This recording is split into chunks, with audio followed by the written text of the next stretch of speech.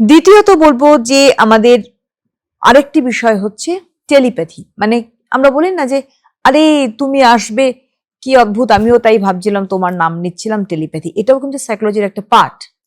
অর্থাৎ আমার চিন্তন শক্তিকে অপর মানুষের চিন্তন শক্তির সঙ্গে মেলানো, মানে সেই চিন্তাকে প্রেরণ করা, দ্যাট ইজ কল্ড টেলিপ্যাথি। এবং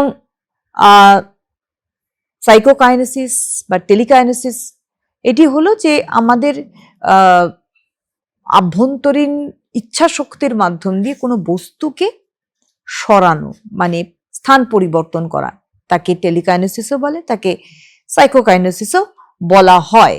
যেটা মুনি ঋষিদের সময় আমি উদাহরণ দিয়েছিলাম যে মনকে সেই জায়গায় কেন্দ্রবিন্দু করে একেবারে তারা শূন্যে ভেসে থাকতেন। এটা কিন্তু একটা পার্ট অফ টেলিকাইনেসিস, মানে নিজের শরীরটাকে হালকা করে ধরিত্রীর থেকে উপরে তোলা, এরও কিন্তু একটা ব্যাখ্যা রয়েছে।